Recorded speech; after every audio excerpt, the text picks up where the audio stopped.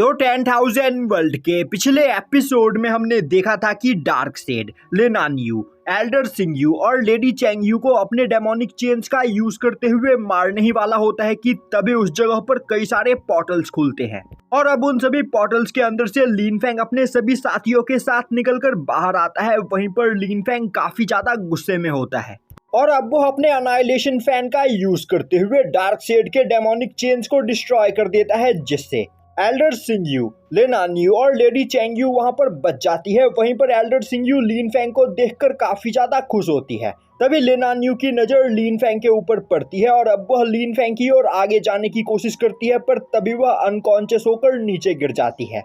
तभी लिन फेंग भागते हुए वहां पर आकर उसे संभालता है।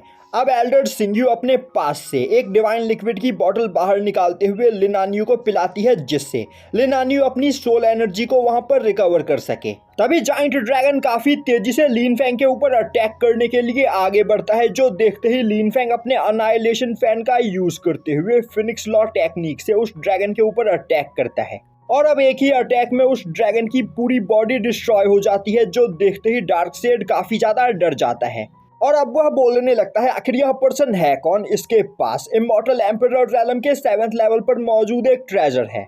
तभी लिन फेंग का अटैक काफी तेजी से डार्कसेड की ओर आगे बढ़ने लगता है, जो देखते ही डार्कसेड वहां से अपनी जान बचाकर भागने की कोशिश करता है, पर वह लिन फेंग के अटैक से नहीं बच पाता है और अब उस जगह पर काफी बड़ा ब्लास्ट होता है, जिससे डार्कसेड इंजर्ड हो जाता है और अब वह बोलने लगता है यह पर्सन मुझे यहाँ पर कुछ जाना पहचाना सा लग रहा है। इसकी ब्लड लाइन एम्परर डोंगजी के ब्लड लाइन से सेम है, कहीं यह एम्परर डोंगजी का बेटा तो नहीं।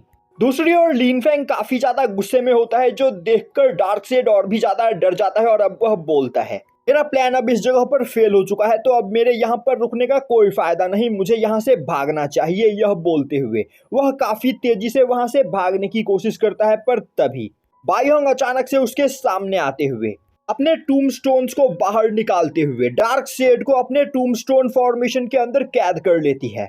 अब डार्कसेड काफी तेजी से बाईहोंग के ऊपर अटैक करते हुए बोलता है तुम्हारी कल्टीवेशन बस इमॉर्टल एम्परर रैलम के 2nd लेवल की है, तुम यहाँ पर मुझसे फाइट में नहीं जीत सकती हो।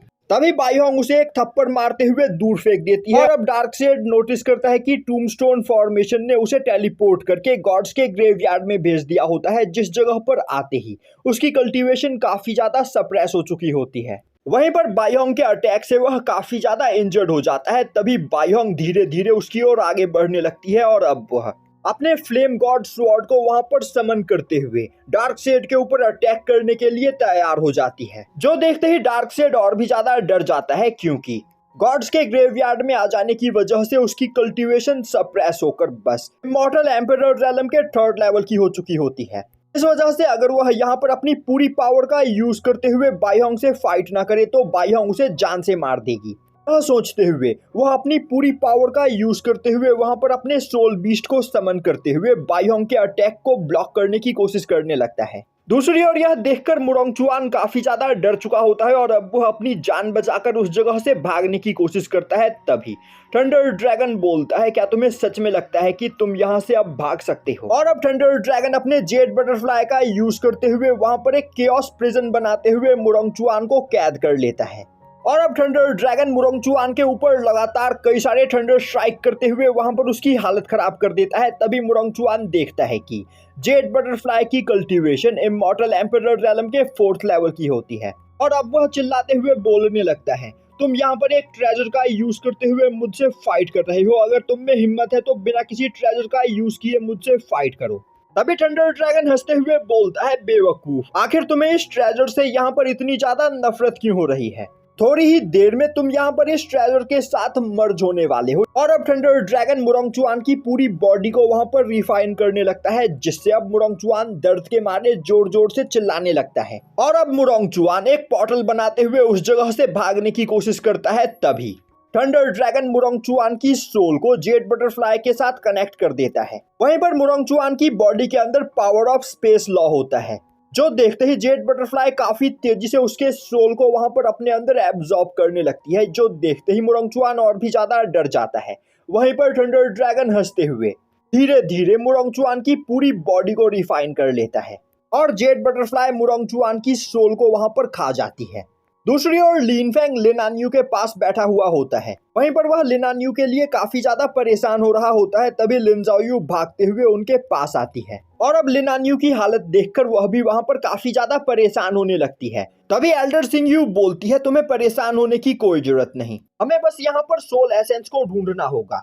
हम सोल एसेंस का यूज करते हुए लिन आन्यू को यहाँ पर रिकवर कर सकते हैं। और अब एल्डर सिंह लिन फैंग को बताती है कि डार्क सेड को फाइट में हराने के लिए लिन आन्यू ने एम्परर डोंगजी की सोल की पावर को बढ़ाने की कोशिश की और एम्परर डोंगजी की सोल की पावर को बढ़ाने के लिए उसने अपने ब्लड लाइन सोल को बर्न करना स्टार्ट कर दिया था, जिससे लिन आन्यू की सोल इस जगह पर डैमेज हो गई है।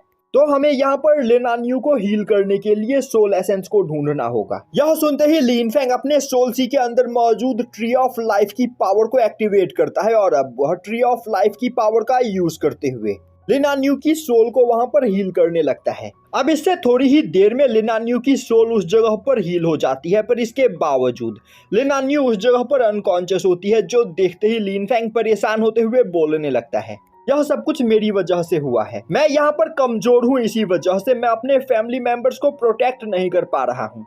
अगर मैं पावरफुल होता तो लिन आन्यू आज तुम्हारी यह हालत नहीं होती। तभी लिन ज़ाओयू बोलती है, फादर यह बात बिल्कुल भी सच नहीं, आप बहुत ही ज्यादा पावरफुल हो। सच्चाई तो यह है कि हम यहाँ पर कमजोर हैं। अगर हम पावरफुल होते तो आपको हमारे लिए परेशान नहीं होना पड़ता। तभी लिन फैंग बोलता है, तुम दोनों सच में बहुत ही ज्यादा पावरफुल हो और तुम दोनों की पावर को देखकर मुझे सच में काफी ज्यादा प्राउड फील होता है। यह बोलते हुए लिन फैंग लिन ज़ाओयू को वहां पर गले लगा लेता है। तभी लिन आन्यू को भी उस जगह पर होश आ जाता है और अब होश में आते ही वह लिन फैंग को देखते हुए बोलती है, फादर क्या आप सच में मेरे फादर हो? लिन फैंग बोलता है, हाँ मैं ही तुम्हारा फादर हूँ। यह सुनते ही लिन आन्यू बोलती है, फादर तो आखिर आप हमसे जल्दी मिलने के लिए क्यों नहीं आए और आखिर आप अब तक हमसे छिपे हुए क्यों थे? यह सुनकर लिन फैंग वहां पर कुछ भी नहीं बोल पाता है, जो देखते ही साउटियान बीच में आते हुए बोलता है, यंग लेडी आप बिल्कुल गलत समझ रही हो। जब आप दोनों स्टार पैलेस को ज्वाइन करने के लिए पहली बार स्टार पैलेस के गेट पर पहुंची थी, मास्टर ने तभी आप दोनों को पहचान लिया था और तभी मास्टर ने आप दोनों की जान बचाने के लिए उस जगह पर मौजूद गॉड किंग रैलम के डीमन को मारा था। यह सुनते ही लिन ज़ाओयू काफी ज्यादा खुश होती है। तभी साउटियान बोलता है, इतना ही नहीं, मेरे मास्टर स्टार पैलेस को ज्वाइन करने के लिए भी तैयार हो गए, जिससे वह आप दोनों को स्टार पैलेस के अंदर प्रोटेक्ट कर सके। यह सुनते ही लिन आन्यू हैरान होते हुए बोलती है, तो क्या अंकल गू ही उनके फादर है? लिन फैंग बोलता है, अब तक तुम दोनों जिसे अंकल गू समझ रही थी वह बस मेरा एक क्लोन है। यह सुनते ही लिन आन्यू और लिन ज़ाओयू दोनों ही काफी ज्यादा हैरान हो जाती है और बोलने लगती है, हमें तो यहाँ पर यकीन हो गया था कि अंकल गू आपके छोटे भाई है। तभी साउटियान बोलता है, यंग लेडी मेरे मास्टर हमेशा आप दोनों को प्रोटेक्ट करने के लिए अपना भेष बदलकर आपके साथ थे, क्योंकि मेरे मास्टर आप दोनों की बहुत ही ज्यादा केयर करते हैं। यह सुनते ही लिन आन्यू और लिन ज़ाओयू काफी ज्यादा खुश हो जाती है और अब वह लिन फैंग को वहां पर गले लगा लेती है। वहीं पर लिन आन्यू रोते हुए बोल रही होती है, मुझे तो यह लगने लगा था कि फादर हमें पसंद नहीं करते हैं, इसीलिए हमसे यहाँ पर मिलना नहीं चाहते हैं, पर सच्चाई कुछ और ही थी। फादर हमेशा हमारे साथ थे और वो हमें प्रोटेक्ट कर रहे थे। तभी लिन फैंग बोलता है, आखिर मैं तुम दोनों को नापसंद कैसे कर सकता हूँ, तुम दोनों हो ही इतनी ज्यादा प्यारी। जो सुनते ही लिन आन्यू काफी ज्यादा खुश हो जाती है। तभी लिन फैंग थंडर ड्रैगन से बोलता है, सीनियर मैं चाहता हूँ कि आप यहाँ पर लिन ज़ाओयू और लिन आन्यू को प्रोटेक्ट कीजिए, मैं थोड़ी ही देर में वापस आया। दूसरी ओर डार्क सेड अपनी पूरी पावर का यूज करते हुए बाईहोंग के अटैक को ब्लॉक करने की कोशिश कर रहा होता है और अब वह वहां पर बाईहोंग को फाइट में हराने के लिए अपने सोल को बर्न करना स्टार्ट कर देता है, जिससे डार्क सेड की पावर काफी ज्यादा बढ़ जाती है और अब इससे धीरे धीरे बाईहोंग का स्वॉर्ड डिस्ट्रॉय होने लगता है, जो देखते ही डार्क सेड काफी ज्यादा खुश हो रहा होता है। तभी उस जगह पर लिन फैंग आ पहुंचता है और अब उस जगह पर लिन फैंग के आते ही डार्क सेड के ऊपर काफी खतरनाक ग्रेविटेशनल फोर्स पड़ने लगता है, जिससे वह अपने घुटनों के बल आ जाता है।